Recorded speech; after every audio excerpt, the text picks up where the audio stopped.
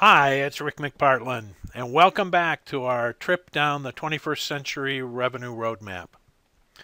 I'm sure at this point you've been doing your homework and that you've got a really good idea of what your true north and your dream you want to accomplish is, and that you've started to keep a journal for your points of chaos that you're running into that you want to get rid of over time, and that specifically you've started to calculate the cost per sales hour where you are right now and what's going on in your world, and you've identified what can I do over the next 12 months to reduce that cost of chaos. Because as you think about this 21st century issue, one of the great companies of this 21st century is Amazon. And when they're to me the maybe the best selling organization in the world, and they have no salespeople. So when we talk about driving out the cost per sales hour, wow, have they done a terrific job. So going forward, the likelihood is that every company is going to keep driving those numbers lower and lower and lower and getting more and more efficient. And I want you to be at the forefront of how to do that. We've talked about the fact that cost of chaos is high because we compete with ourselves, and actually we spend our own money to compete with ourselves, and we fight the science. Instead of following the science of revenue generation, we're still living in those myths from the 20th century. So the cost per sales hour issue is a reactive scenario for us. We see this cost of chaos is high in the selling, and we say, okay, let's go attack that. Well, I'm going to give you a new way that you can do one thing and you can attack almost every point of chaos. And not only do you attack the points of chaos, but you're going to have the customers coming to you. You're going to have the best employees getting in line to come to work for you. And you're going to have business partners, channel partners, other people saying, you're who we want to work with. And this is extremely powerful, but it is different than what companies are doing today. And the solution to it is a concept we all think we do and we all want to do. It's really alignment. And so the opportunity for the alignment is A, align to your revenue strategy. And I know you're thinking, I don't have one. Well, we're going to show you how to create one. And that's what we're really going to do today is we're going to lay that first draft of your revenue strategy. And then the second thing is align to the science. Don't let that myth sneak back in that says, well, we've always done it this way, or this is how our industry does it. Make sure everything is being diagnosed and reviewed, just like we've talked about before. It's that continually diagnose and then apply the science. So let's go directly to the creation of your draft of your revenue strategy. 5 questions. The first question says, what is your brand promise? I'm going to use Apple, and I'm going to walk through all 5 of these so you get a feel for what they are with an organization that you're probably at least somewhat familiar with. The brand promise is from the customer's frame of reference always. Frequently, messaging from us as individuals and from our companies is about us. We tell people what we do. We tell people we've been around for 50 years. We tell people we have, 3 offices. They don't care. They care about themselves. They don't mean to be rude, but you're asking for their money, so what they care about is what's the return, the benefit, what problem are you solving for them that justifies their giving you money. So brand promise is the manifestation of what companies do in the boardroom. In the boardroom they go, we have a goal, we have a mission, we have a vision. Those things are all internal. The brand promise is taking those things and saying to the customer, I'm guaranteeing you, I'm promising you, if you do business with me, this is the experience that you're going to have. And it's not just for the customer, but that brand promise is for your employees so that they know they're there to provide that experience to the customer, and for your business partners. And using Apple as an example, Steve Jobs was passionate about the fact that he was about creating a new way to do things. He wanted to give people an alternative. He said from the day he started business until he passed away, I'm in the business of putting a dent in the universe. I'm going to challenge the status quo, and I'm going to make things better. That was his brand promise.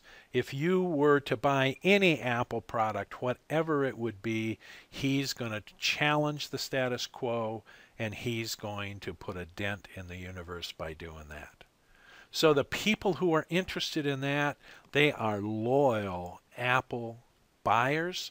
They have people lined up to work for them, and interestingly, Apple pays about 20% less than most other people in the computer technology industry, but people want to work there to participate in delivering that promise. It's that important.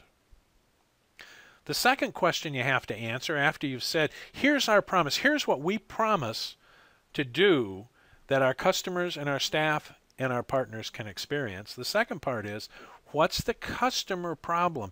And you heard me mention buyer frame of reference or customer frame of reference. This is the specific example of that. It's what's the customer problem that you solve for your customer that no one else solves? And the answer is never what you do. One of the wonderful parts about Apple is people are so committed to the brand promise, to the making a dent in the universe, to constantly challenging the status quo, that they really don't care whether Apple is selling a phone or a tablet or a computer. They're focused on where we're all going, that true north. Now, the customer problem that Jobs wanted to solve was he would say repeatedly, I stand at the intersection of technology and art, and my mission is to combine those things into elegant, simple to use, intuitive, powerful pieces of technology that solve people's problems, whether he was solving a music problem or a graphics problem or a computing problem or a photography problem.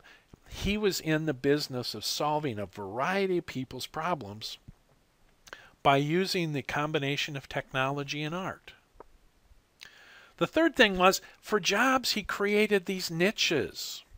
And one of the miracles of Apple for all the time that Jobs was alive was every niche he went into, he intended to dominate.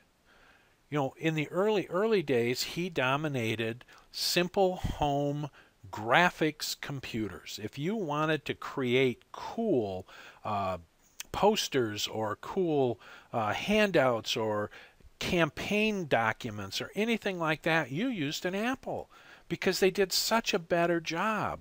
Well, he didn't dominate the computer industry. He dominated that niche, and he made more money as a margin than anybody else.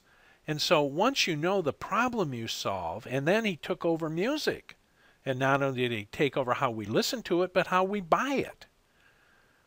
So he dominated a whole series of niches. Then fourth question is, who's your ideal customer? Well, once you know the problem you solve, and you know the niches that you're going to dominate, now you're looking for the human beings, not the company, but the human beings inside those niches that really are the ones who will experience the benefits of having the problem solved. I mean, he went to the people who experienced the music, who wanted to do the art or the graphics or the photography. He knew how to find his ideal customers in the simplest of all ways because he knew the problem he solved. And then fifth, What are your key offers for dominating the niche? And in Jobs' case, his offers were many, but they were very specific to the problems. So that if you were the music aficionado, he had products for you to listen, he had products for you to mix, he had products for you to download, interesting ways to actually manage the purchasing. He had all kinds of ways for you to make music an integral part of what you were doing. So he had a whole series of different offers. He literally changed the music industry with the combination of, I'm going to help you listen and help you acquire. And I'm going to make it so simple that, you know, you're just never going to want to do it another way. He turned the industry upside down.